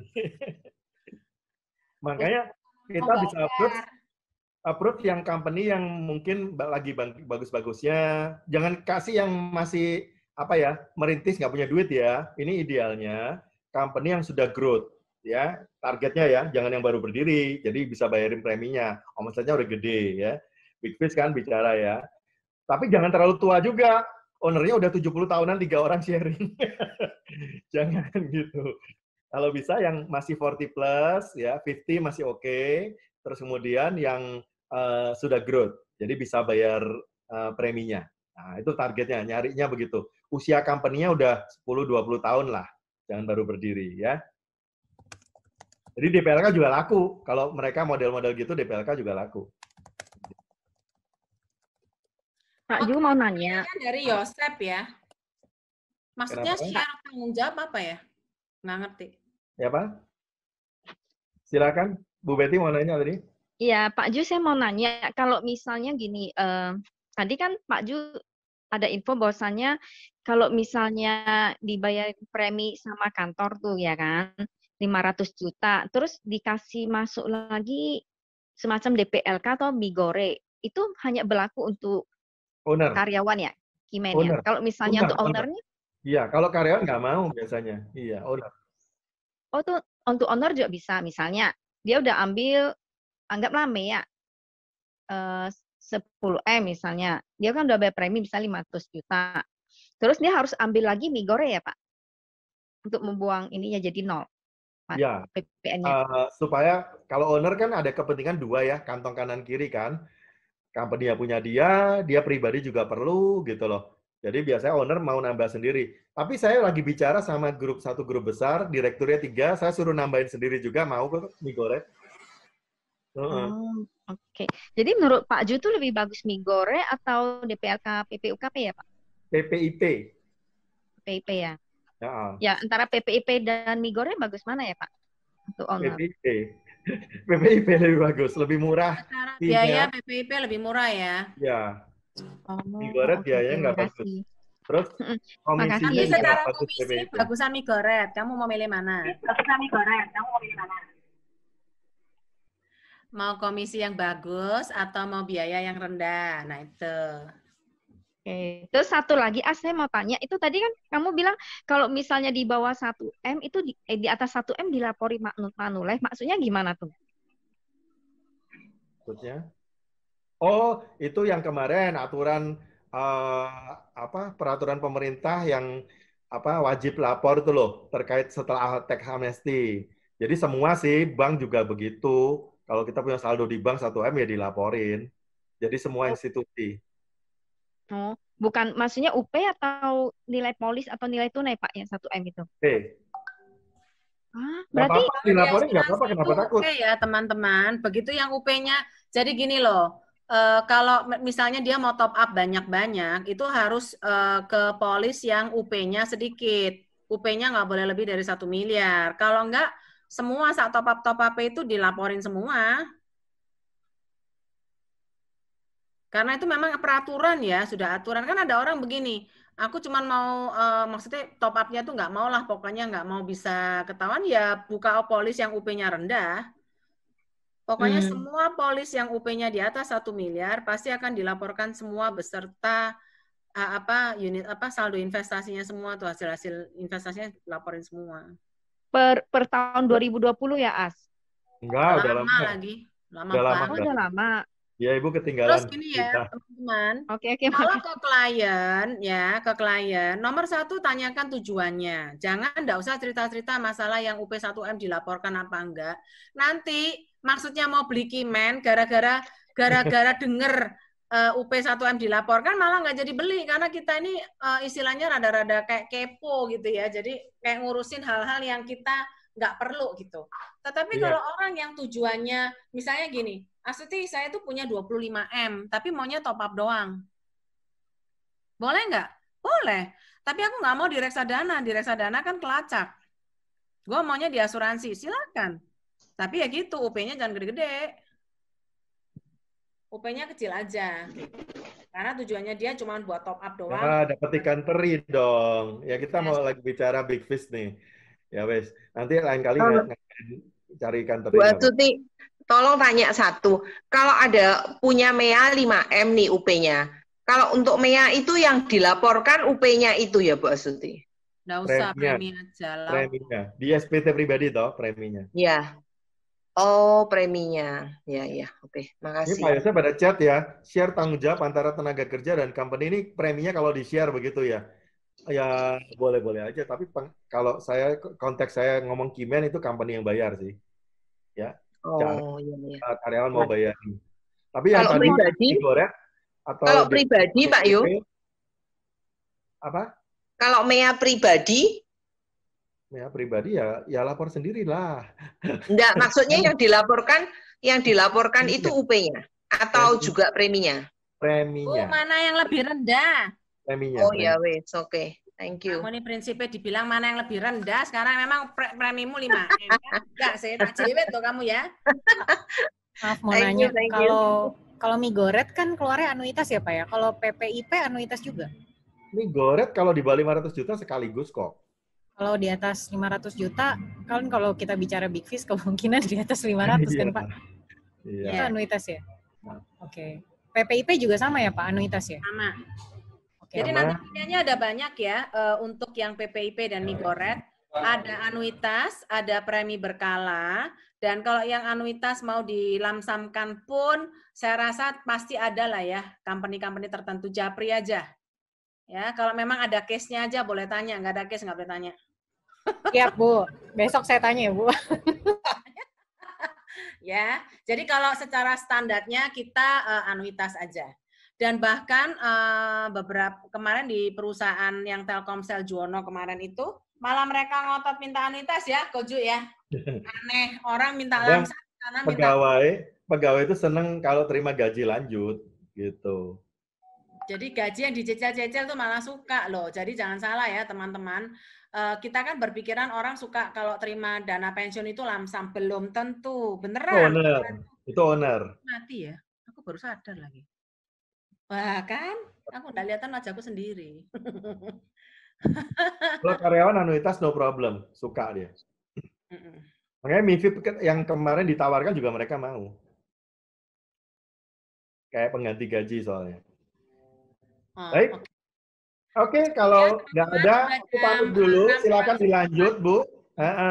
Selamat untuk berjualan dan menangkap ikan besar, ya. Oke, thank you ya, Pak Juwono. Yo, Pak Juwono mau live juga boleh. Oke, teman-teman, aku rasa cukup ya. Ada pertanyaan sampai sini? Jadi banyak ya ide yang mungkin belum pernah dilakukan ya. Contoh kalau kita ke pertemuan di agent properti kelas atas itu cukup menarik ya. Karena saya pernah hadirin beberapa, itu oke. Terus juga di pertemuan notarial itu kalau untuk orang-orang tergantung pasarnya ya, yang datang kan tamu yang diundang itu kan kelihatan ya, pertemuan-pertemuan seperti itu. Cuman bukan cuma datang tok ya, datang tok ya kayak itu apa-apa. Habis datang kenalan, tidak bisa kenalan itu problem gitu ya. Jadi harus buka mulut dan istilahnya untuk kita membuka network yang baru. Ya. Kimen itu gampang dijual. Kimen. Atau yang apa namanya pemegang saham. Jadi kalau sampai pemegang sahamnya apalagi kalau bersaudaraan ya, punya satu perusahaan, 3 bersaudara misalnya, nah ada kepemilikan saham masing-masing, sebaiknya belilah UP berdasarkan persentasenya yang saham yang dipegang. Supaya apa? Once ada meninggal, jadi ada perjanjian, kan Manulife belum bisa ya yang Kimen kalau balik ke perusahaan. Perjanjian internal aja, saya pernah lakukan di 3 PT ya. Jadi perjanjiannya itu internal, so sudah disetujui oleh keluarga bahwa kalau sampai terjadi meninggal dunia, maka uang polis ini adalah untuk menebus sahamnya. Tapi itu internal yo, internal. Nggak ada kekuatan hukumnya sebenarnya, jadi semuanya berdasarkan atmos good faith aja, itikat baik aja. Oke, saya rasa cukup. Nanti next time boleh japri di grup ya. Misalnya ide apa yang kita bisa bantu dari semua mentor untuk bisa mendukung para mentinya jualan, ya. Antara kreativitas di dalam selling, ya itu yang perlu tetap kita jaga. Bagaimana kita menjaga hubungan di dunia di zaman pandemik ini ya, karena semuanya kan serba dunia maya ya. Jadi supaya kita bisa hubungan kita tetap baik dan kita tetap dianggap berbeda gitu di mata klien. Sampai sini cukup. Kapan-kapan nanti kita adakan kelas lagi. Thank you ya guys. Thank you. Boleh diakhiri ya. Thank you, Terima kasih, Bu. Sama-sama.